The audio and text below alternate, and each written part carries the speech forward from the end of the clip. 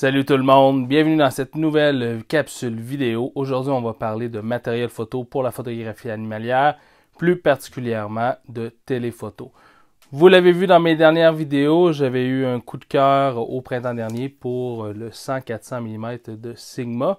J'aime beaucoup encore cet objectif, mais bon, au fil des utilisations, il y a quelque chose qui m'a manqué par rapport, par exemple, au 500 mm f4. Et au 70-200 f2.8, et c'est la profondeur de champ, donc la faible profondeur de champ. Donc avec cet objectif-là, quand je suis à 300-400 mm, on est à f6.3, ce qui signifie que notre arrière-plan va être relativement défini. Et plus particulièrement également à 100 mm, où on a une ouverture de f5, donc on va avoir une scène où notre sujet va être plus ou moins isolé de son arrière-plan. Et c'est pourquoi, en fait, au début de l'automne, en fait, à la fin du mois de septembre, je suis allé chercher le 300 mm f2.8 de Nikon. Donc, chez Nikon, présentement, si on veut sur le marché, on a la 300 mm f2.8 AFS f2.8, donc la VR2, donc qui se vend neuve en magasin pour quelques 6 000 $ environ, 6-7 000 si je me rappelle bien. On a également, si vous allez dans l'usager, vous allez avoir la version VR1, ce que j'ai acheté, et vous allez avoir également la version qui n'est pas stabilisée. Personnellement, je vous recommanderais d'aller chercher une version qui est stabilisée parce que cet objectif-là est assez lourd, et moi personnellement, j'aime beaucoup travailler à main levée, donc la stabilisation est cruciale. Donc, j'en ai parlé, la raison principale pour laquelle je suis allé chercher ce téléobjectif, c'est pour avoir, oui, la profondeur de champ qui est un peu plus courte, donc qui est très avec des beaux flous, des beaux bokeh, et également pour le 2.8, donc j'en ai parlé à 300 mm, je suis à 6.3, et sur celui-ci, je suis à 2.8, donc je donne 2 crans et 1/3 de lumière quand je suis à la même focale. Donc, bien entendu, on ne parle pas nécessairement du même prix, on ne parle pas du même poids également, donc le 100-400 fait 1.1 kg. Et donc le 300 mm f2.8 fait 2.85 kg environ, 2.8 kg, donc presque 3 kg, donc c'est un objectif qui est assez lourd.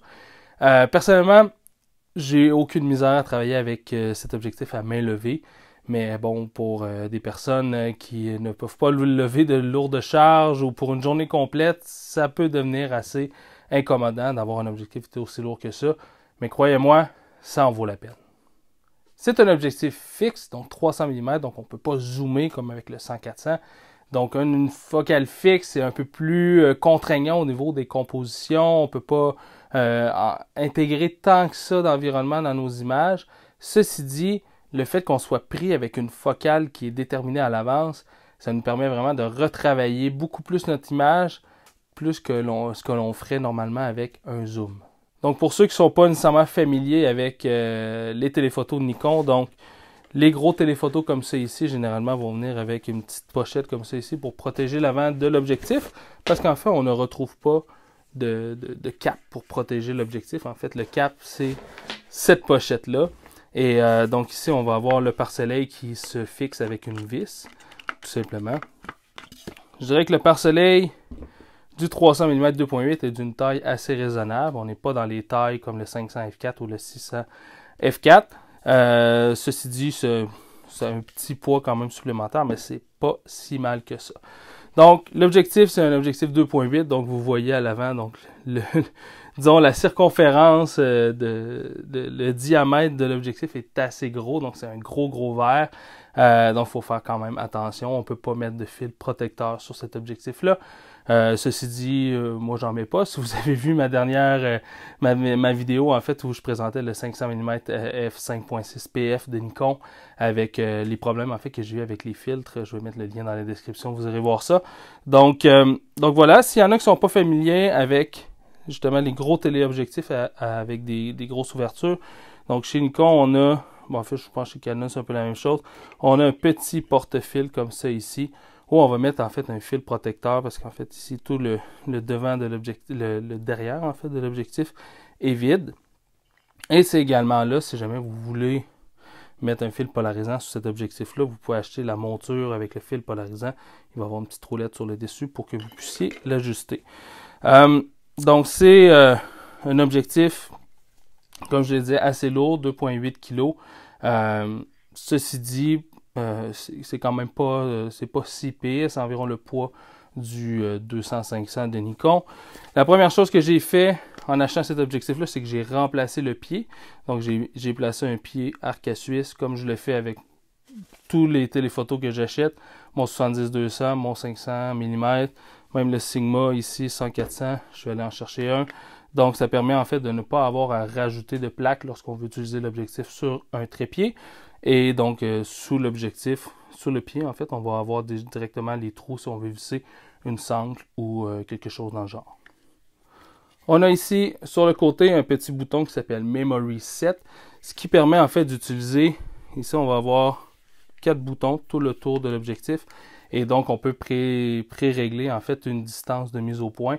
Donc si par exemple vous êtes à l'affût ou photographier sur une perche, sur une mangeoire et tout ça, vous pouvez faire votre mise au point, vous appuyez sur Memory Set, ça va faire un petit bip si vous avez activé le son de l'objectif. Et ensuite, en appuyant sur ce bouton-là, vous allez tout simplement venir ramener en mémoire en fait la distance de mise au point que vous avez enregistrée auparavant. On a un petit bouton poussoir pour la stabilisation, on a le focus manuel, focus automatique, la distance de mise au point. Donc on peut contraindre dans le fond l'objectif à ne pas faire la mise au point en dedans de 6 mètres. On a la stabilisation normale et active. Et soit si on veut que l'objectif fasse un petit bruit quand on appuie sur Memory Set ou si on veut qu'il n'en fasse pas tout simplement. Donc grosso modo, cet objectif-là, ça fait le tour. Donc je vais passer, en fait, on va aller voir quelques images que j'ai prises avec cet objectif-là pour vraiment vous démontrer, montrer en application ce que je voulais aller chercher avec cet objectif, le 300 mm f2.8 de Nikon. L'une des raisons pour lesquelles j'ai acquis le 300 mm f2.8, c'est justement pour son ouverture de f2.8. Donc, je photographie beaucoup avant le lever de soleil et après son coucher. Je photographie également beaucoup en sous-bois, ce qui fait en sorte que je photographie dans des conditions où la lumière est souvent peu disponible. Donc, ici, j'ai exactement un exemple pour bien illustrer ceci. Donc, c'est une petite Nictal que j'ai photographié donc au courant du mois de décembre 2019. Et donc, pour vous donner une petite idée, les exifs de cette photographie sont ISO 6400, 300 mm bien entendu, f2.8 et 1/250 de seconde.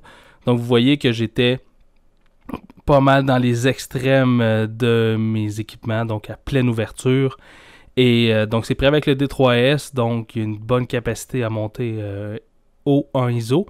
Et donc, le 250 de vitesse me permettait vraiment d'aller chercher l'exposition que je voulais avoir. Et donc, c'est une vitesse qui n'était pas trop lente non plus. Donc, ce qui me permettait d'avoir une image qui était bien nette. Donc, dans ce cas-là, c'est vraiment pour son ouverture que je voulais aller chercher le 300 mm pour aller réaliser ce type d'image-là. Une autre raison que j'ai évoquée était justement la faible profondeur de champ due à la grande ouverture de cet objectif-là et la qualité du bokeh. Donc, c'est ce qu'on retrouve dans cette image de renard roux que j'ai pris au début du mois de décembre. Donc, nous avons le flou à l'arrière qui est très flatteur, qui vient bien isoler notre sujet principal qui est le renard roux. Donc, une image justement qui s'y prête bien. On avait un arrière-plan qui était assez chargé. Donc, je suis allé avec une ouverture de 2.8 pour prendre cette photographie. Ici, j'avais amplement de lumière. On avait une lumière du soleil légèrement voilée. On avait une très bonne luminosité. Donc, c'est vraiment pour la faible profondeur de champ de l'objectif que j'ai utilisé justement l'ouverture de 2.8. On retrouve ici une photographie d'une petite Nictal que j'ai prise au courant du mois de novembre 2019. Et donc ici, on retrouve en fait les deux éléments que je viens de vous parler. Donc la faible luminosité, ici on est à l'intérieur d'un cèdre. Donc il n'y avait vraiment pas beaucoup de lumière disponible. Et également la faible profondeur de champ qui m'a permis vraiment d'aller chercher un flou dans l'ensemble de l'image, sauf sur mon sujet principal qui était la petite Nictal. Sur cette image, avec le mâle orignal, on peut vraiment voir la qualité du bokeh ici, avec les foins qui étaient illuminés par la lumière du soleil du matin. C'était pris au début du mois de novembre. Malheureusement, on n'avait pas encore de neige. J'espérais avoir de la neige, mais finalement, on n'en avait pas eu. Mais bon, on fait avec ce qu'on a. Donc ici, on voit vraiment la qualité du bokeh, ce qui m'a permis de vraiment créer un avant-plan qui était super intéressant pour bien mettre en valeur mon sujet principal qui était l'orignal. J'ai pris cette image la veille de la précédente, donc il y avait pas beaucoup de lumière, j'étais sous la pluie, donc j'avais besoin d'avoir une grande ouverture pour pouvoir avoir une sensibilité ISO qui était pas trop élevée. C'est pris avec mon DU110, donc c'est pas un boîtier qui a une montée en ISO qui est extraordinaire. Donc j'essaie de garder les ISO à 1600, 3200 au maximum. Et le f2.8 m'a permis vraiment d'aller chercher ceci. J'avais quand même une belle proximité avec les animaux, donc j'avais pas besoin d'avoir une focale qui était plus élevée que 300 mm. Ceci dit, des orignaux, c'est des animaux qui sont quand même assez gros, donc on n'a pas besoin d'avoir une focale qui est très élevée. Donc 300 mm, c'est une focale qui est parfaite pour photographier ce type de faune. Donc ici, on avait une femelle orignale qui est en train de s'alimenter dans des buissons et avec toutes ces petites branches rouges qui donnent une magnifique teinte à cette image avec le flou que le 2.8 me procure. Donc c'était l'objectif idéal à utiliser pour aller chercher ce type d'image. Une autre raison pour laquelle je suis allé chercher le 300 mm f2.8, c'est pour sa grande netteté. Donc, étant donné que c'est un objectif à focale fixe, généralement, on va aller chercher une netteté qui est vraiment accrue par rapport à un zoom. Le 100-400 de Sigma était pas si mal, mais c'est vraiment rien comparé au 300 mm f2.8, comme on peut voir ici avec ce jeune boc que j'ai pris dans la magnifique région de la Gaspésie. Lorsqu'on photographie un sujet qui est relativement près et qu'on utilise une ouverture très grande comme le 2.8, il faut faire attention car la profondeur de champ est très mince. Donc il faut s'assurer de bien faire la mise au point sur l'œil de l'animal pour que le regard soit bien dirigé vers cette portion de l'image. J'espère que vous avez aimé cette capsule vidéo. Si c'est le cas, cliquez j'aime, commentez, partagez avec vos amis, c'est toujours apprécié. Si ce n'est déjà fait, abonnez-vous à ma chaîne pour voir mes prochaines vidéos. Allez voir mon site web www.safarifotonaturequebec.com pour voir mes prochains ateliers. Et on se dit à la prochaine capsule. Ciao!